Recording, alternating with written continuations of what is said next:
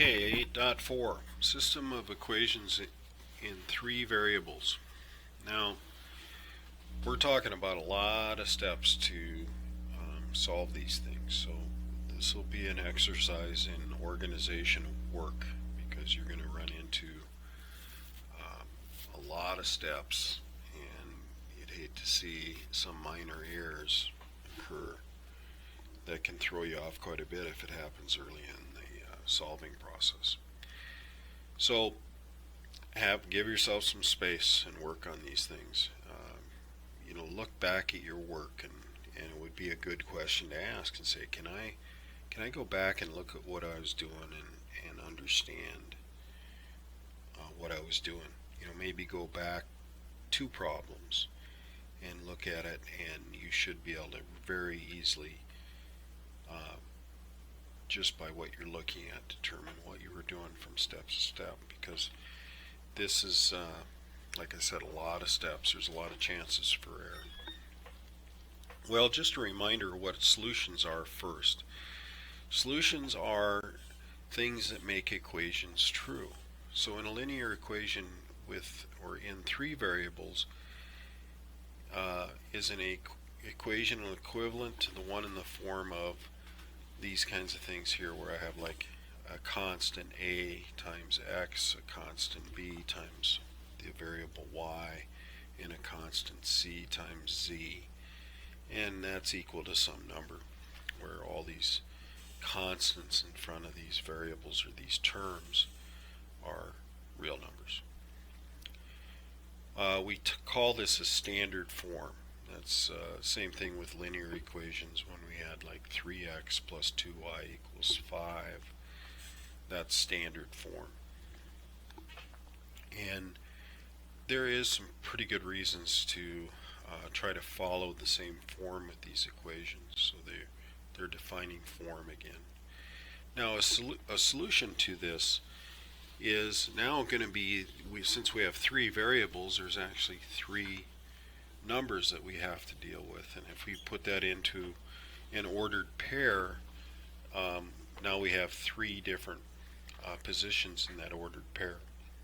The first position will represent, if we were going to in a graphing situation where it was three-dimensional graphing, this would represent distance horizontally, this is distance vertically up and down, and then this would be distance kind of to and a from you, like an arrow going in and out of the screen.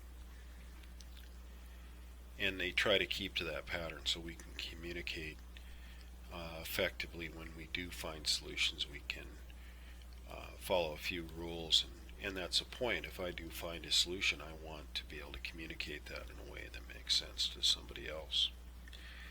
So this first example, they have these three equations in standard form, and that's what we really do. They say, well, let's see if this is truly a solution, right? So they put in the numbers, where they put this in for x and this in for y and this in for z. They put it in all three equations, and they find out that they get true equations. Okay, and that's what solutions do. When I put them in or substitute them in, I end up with a statement at the end that's true. A constant equal to the same constant is true. So that's what solutions do again. So now when we're trying to solve these systems, we still need to, first, the goal would be, I can only get a real value for a variable if I have an equation with one variable in it. So that's our goal, is to create an equation, an equivalent equation that will end up with one variable in there. So we can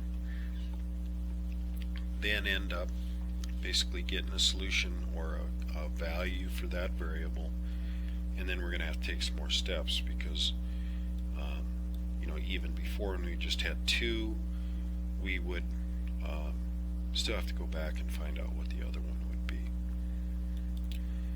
So they start in here and they say, well, let's try to eliminate one of the variables. In this case, they take two equations, just two of the equations, they manipulate it in a way that, and use the multiplication principle to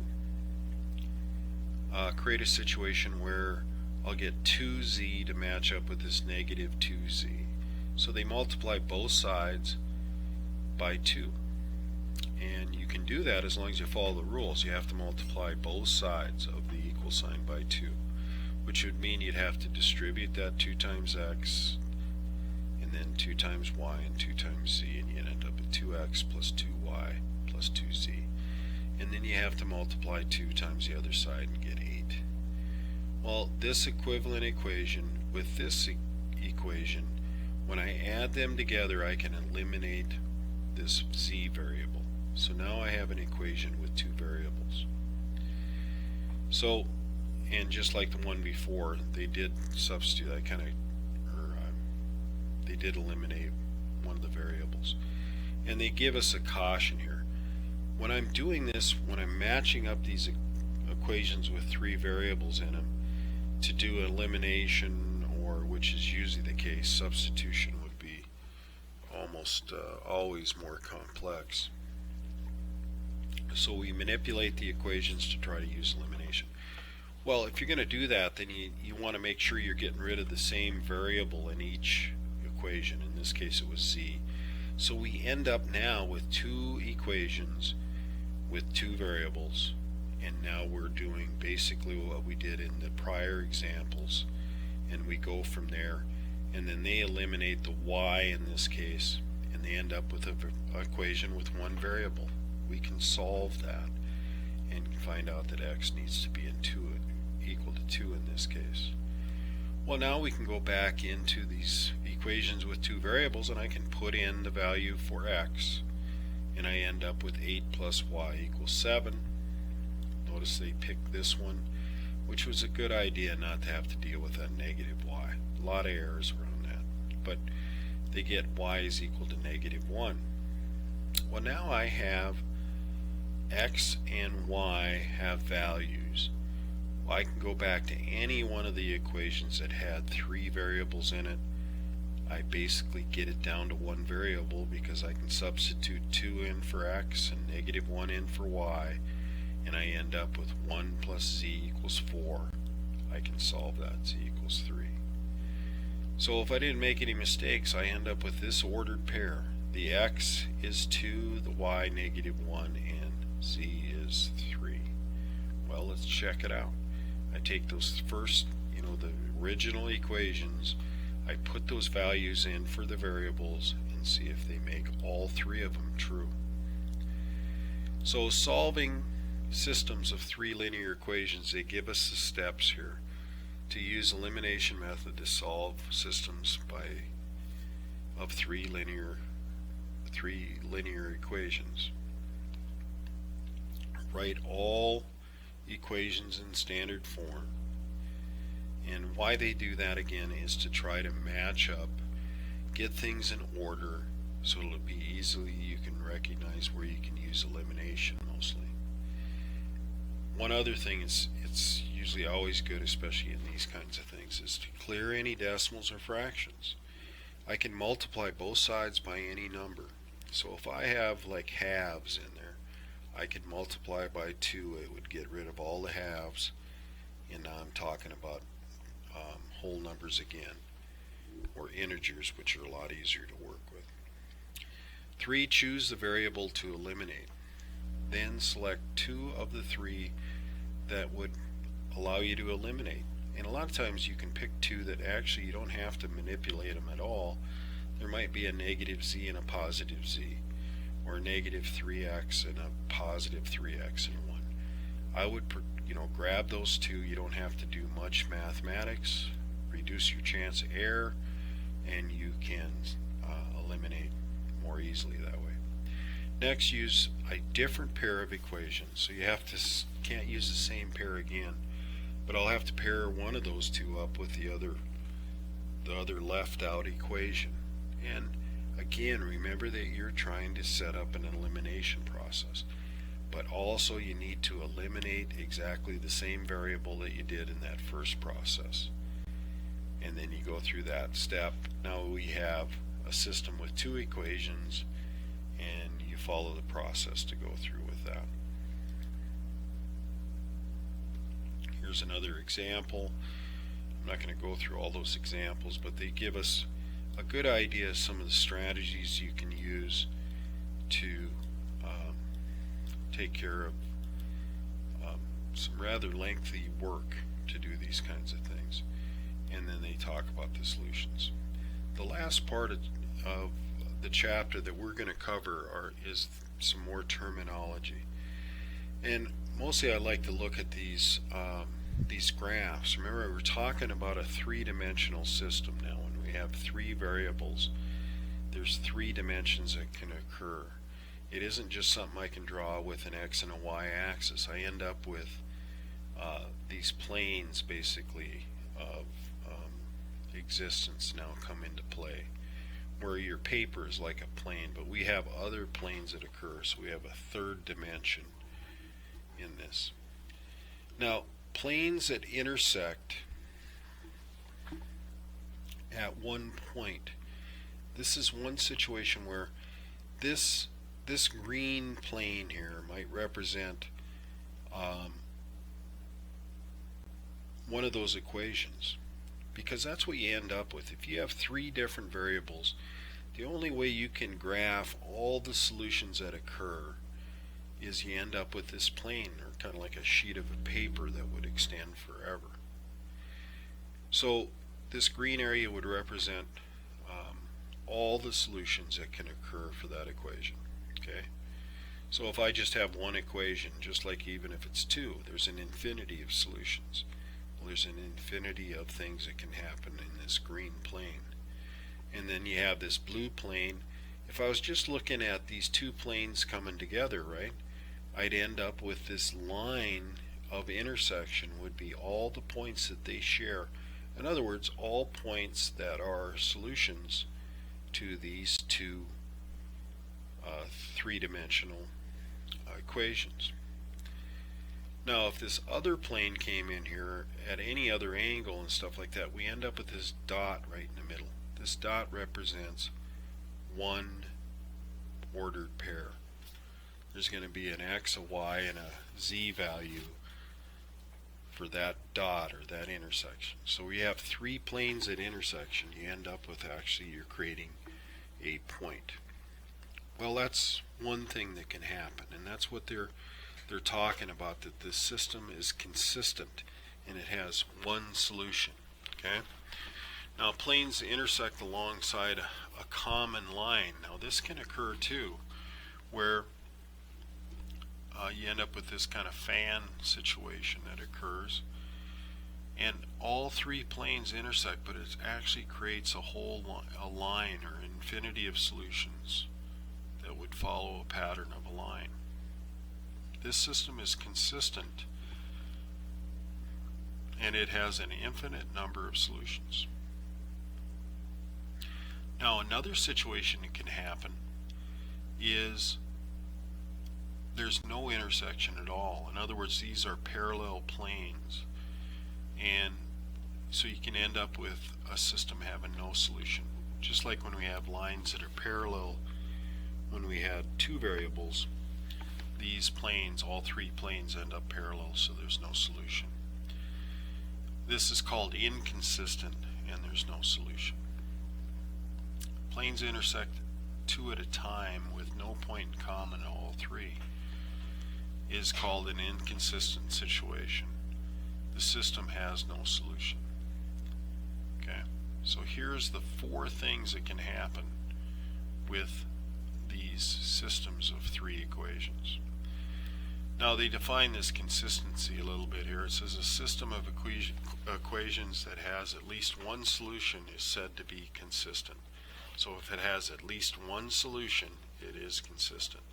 So that's why these first two examples, these pictures, are considered consistent, because there actually is a single solution here, and there's an infinity of solutions.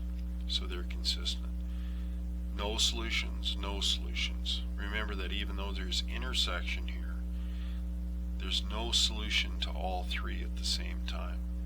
So there's there's no solution to that system. And then they go through examples where some of those things occur, right? And you end up with things like this, where I end up trying to eliminate my equations here, right? And I get down to those where I have two variables. I try to eliminate the y, and actually I end up eliminating the x at the same time. So in other words, I end up with this 0 equals 0, which is true. And it says, which is the identity, it says in equation 6, which is an identity, indicates that the equation 1, 2, and 3 are dependent. This means that the original system of 3 equations is equivalent to the system of 2 equations. One way to see this is to note that 2 times an equation minus an equation is an equation. Thus, removing equation 3 from the system does not affect the solution of the system. In writing the answer to the problem, we simply state the equation is, or the equations are dependent.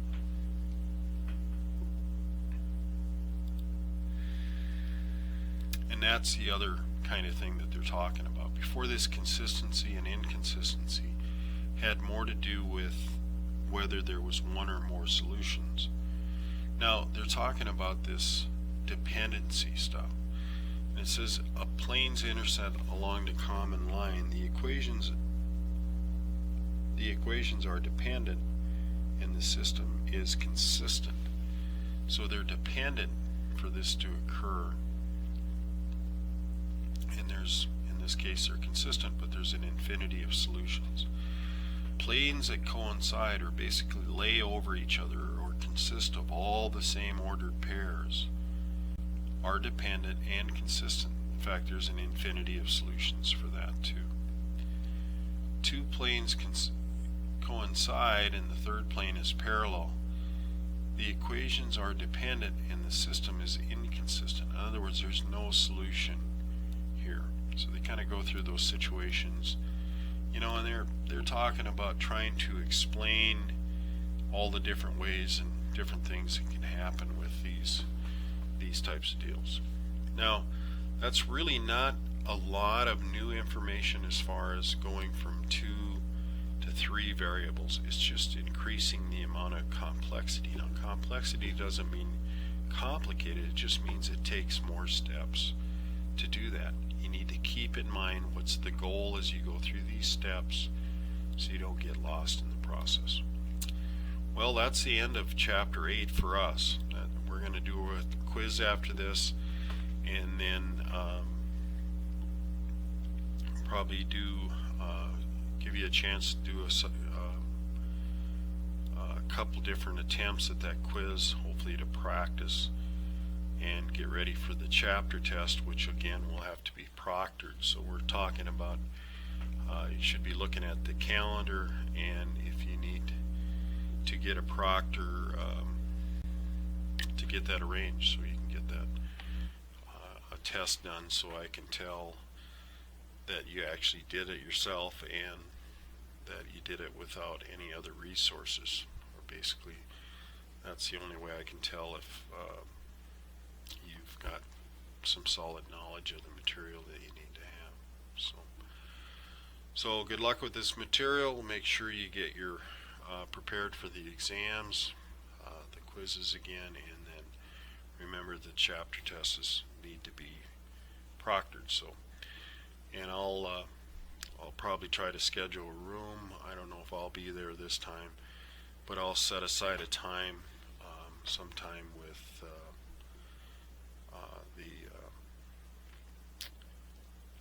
proctoring service in Wenatchee, and also I think in OMAC there are a few students up there. I'll probably work with them individually. So good luck.